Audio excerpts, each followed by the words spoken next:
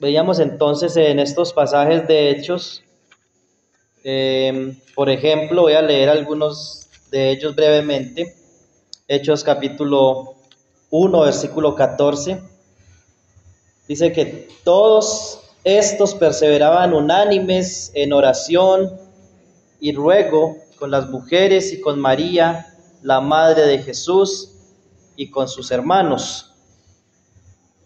Del capítulo 2, versículo 1, dice: cuando llegó el día de Pentecostés, estaban todos unánimes juntos. También en el capítulo 4, versículo 24, dice: y ellos, habiendo oído, alzaron unánimes la voz a Dios y dijeron: soberano Señor, tú eres el Dios que hiciste el cielo y la tierra, el mar y todo lo que en ellos hay. Versículo 31. Cuando hubieron orado, el lugar en que estaban congregados tembló, y todos fueron llenos del Espíritu Santo y hablaban con denuedo la palabra de Dios. Hace unos meses mirábamos este pasaje. El énfasis era el denuedo, ¿cierto? El valor, la valentía que tuvieron los apóstoles y los primeros creyentes al haber orado al Señor. Pero no deja de llamarnos la atención esa expresión unánimes. Y la oración individual es algo fundamental en nuestra vida como cristianos. Si nosotros no oramos individualmente, si no somos hombres y mujeres de oración, pues nosotros nos secamos espiritualmente. Muchas de las crisis en nuestra vida, muchas de las razones por las que no somos capaces en nuestra lucha contra el pecado, tiene que ver con una falta de una oración genuina al Señor, porque pensamos que debemos imitar a alguien cuando oramos, o que debemos todos tener la misma experiencia en oración cuando oramos. Algunos hombres de Dios del pasado oraban postrados, se tiraban al suelo a orar. Otros lo han hecho de rodillas, otros lo han hecho mirando al cielo, otros con manos levantadas. Algunos han experimentado cosas, aún tipos de éxtasis, por decirlo así, en oración, y muchas veces pensamos que nosotros debemos imitar o que Dios obra de la misma manera en todos, y por eso tratamos de recitar oraciones, memorizar oraciones, decir palabras que puedan sonar majestuosas cuando oramos, y la falta de oración muchas veces tiene que ver con el hecho de que no sabemos qué orar, qué pedirle al Señor, cuáles son los ingredientes de nuestra oración. Y aún los apóstoles le dicen al Señor Jesús: Señor, enséñanos a orar. La oración entonces es fundamental en nuestra vida como creyentes, como dice la Escritura: orad sin cesar. Como dice también en otro lugar, en Efesios 6:18, orando en todo tiempo. El Señor dijo en Mateo 6: y tú, cerrada la puerta, ora a tu Padre que está en lo secreto, y el Padre que está en lo secreto te recompensará en público. Hay bendición en la oración individual, el ser hombres y mujeres de oración individual, en nuestras casas, en nuestro aposento, en nuestro lugar secreto, allí donde nadie nos ve, allí donde podemos abrir y derramar nuestro corazón al Señor. Hay bendición en esto.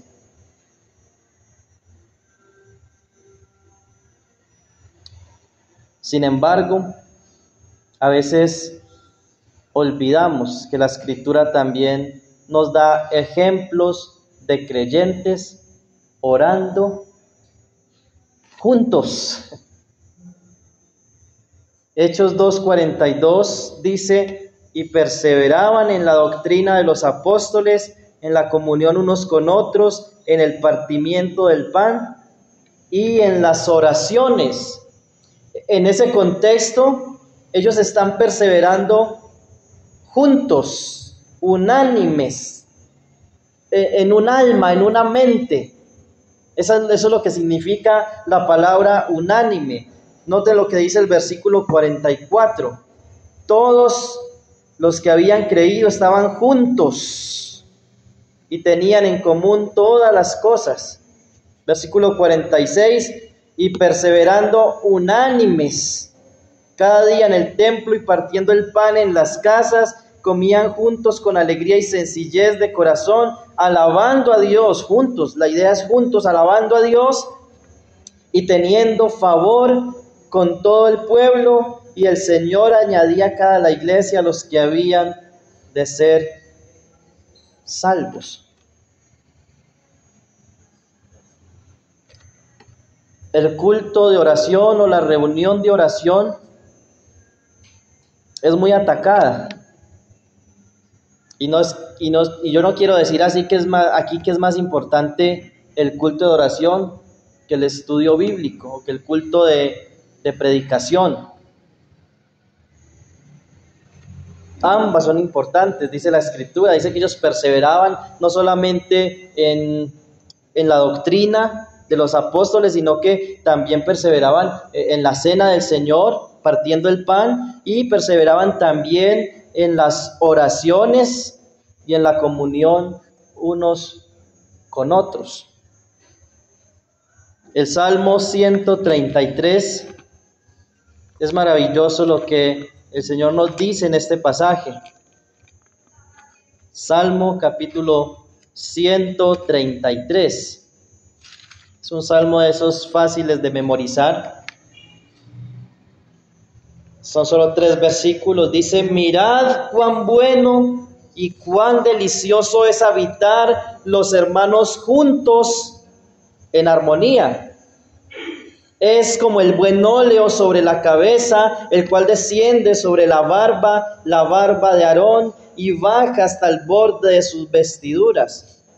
Como el rocío de Hermón que desciende sobre los montes de Sión. Porque allí envía Jehová bendición y vida eterna.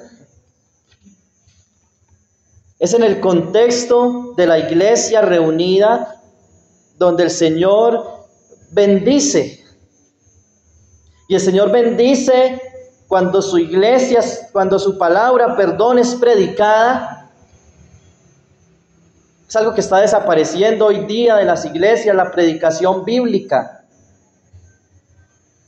El Señor bendice cuando la iglesia se reúne a orar. Allí envía Jehová bendición y vida eterna. El Señor bendice cuando nosotros tenemos comunión unos con otros. El Señor bendice cuando perseveramos en el partimiento del pan, cuando hay unanimidad en cuanto a lo de el partimiento del pan, es decir, en la cena del Señor. A veces lamentamos y nos da mucha tristeza cuando nos reunimos 5 o 6 hermanos a partir el pan. Eso significa que la iglesia no está perseverando en el partimiento del pan. Es importante tener comunión individual con el Señor. Que cada uno de nosotros tengamos esa comunión íntima con el Señor. Es importante.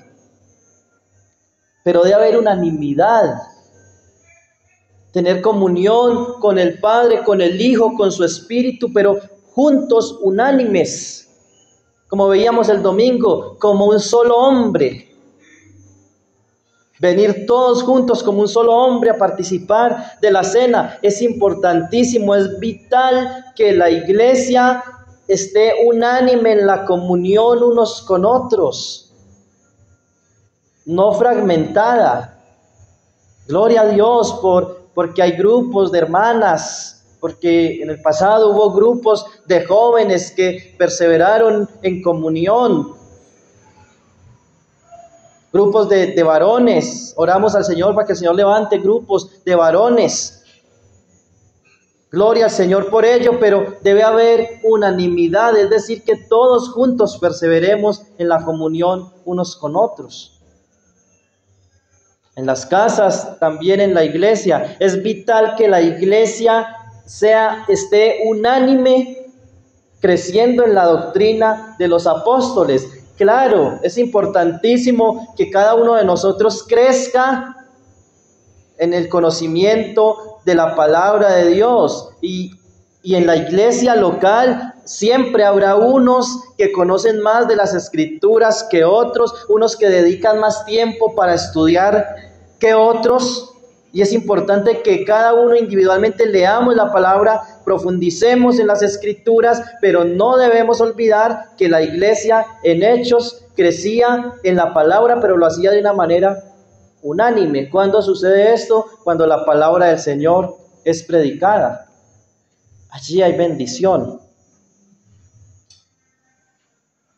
Y es vital, hermanos, entrando al tema que nos interesa en este momento, en lo concerniente a la oración, es vital, es importantísimo que nosotros perseveremos en la oración juntos. Claro, debemos hacerlo individualmente y cada uno de nosotros tendrá su manera de presentarse sinceramente delante de Dios. Algunos lo hacen arrodillados, otros sentados, otros con la luz apagada, otros con la luz prendida, otros en la sala, otros en el cuarto, otros en un closet. Otros usan palabras refinadas para presentarse delante del Señor. Otros llegan como cualquiera hablaría con su amigo, obviamente con reverencia y respeto, pero con confianza. Dice la Escritura que Moisés hablaba cara a cara con Dios como habla cualquiera con su compañero. Eso es comunión, eso es perseverancia en la oración. Pero juntos como iglesia, hermanos, noten en el capítulo 4, en el contexto de la persecución que se estaba desatando sobre los apóstoles, especialmente sobre Juan y sobre Pedro, ellos orando por valor, por denuedo, dice que alzaron la voz, versículo 24, al 4:24, ellos habiendo oído, alzaron unánimes la voz a Dios. Qué bonito, hermanos, cuando la iglesia se une en oración por la tribulación de un hermano. Cuando la iglesia se une en oración por el propósito, el proyecto de un hermano, de una hermana, por la alegría de un hermano, como dice la Escritura en la carta a los Corintios, hablando de nosotros, de la iglesia como un cuerpo, que dice que si uno se duele, si uno sufre, todos igualmente sufren. Me refiero a 1 Corintios,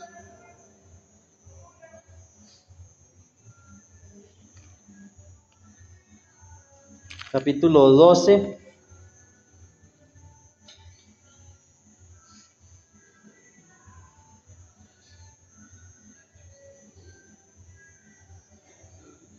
Dice el versículo 26, de manera que si un miembro padece, todos los miembros se duelen con él.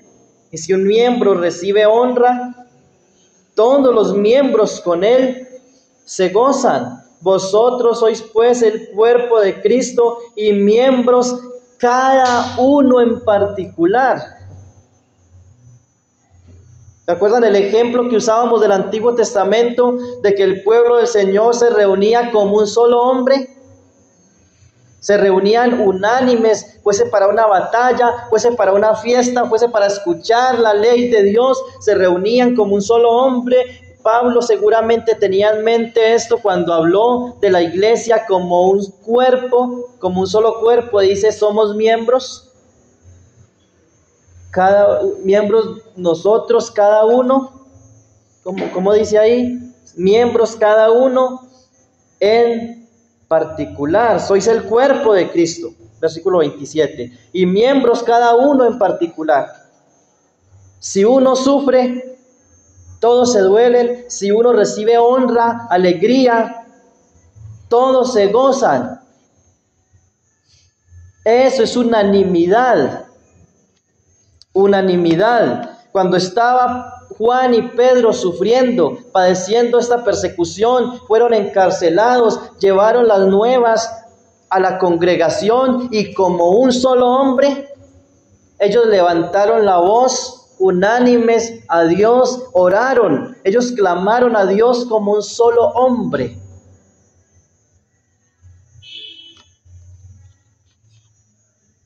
Debe haber unanimidad cuando se predica la palabra. Es decir, todos están conectados con los versículos que se están leyendo, todos están escuchando lo mismo, todos están mirando el mismo pasaje. Hay unanimidad. Cuando oramos debe haber unanimidad. Debemos ser un ánima o una mente, para que no suene tan extraño. Una mente, un alma.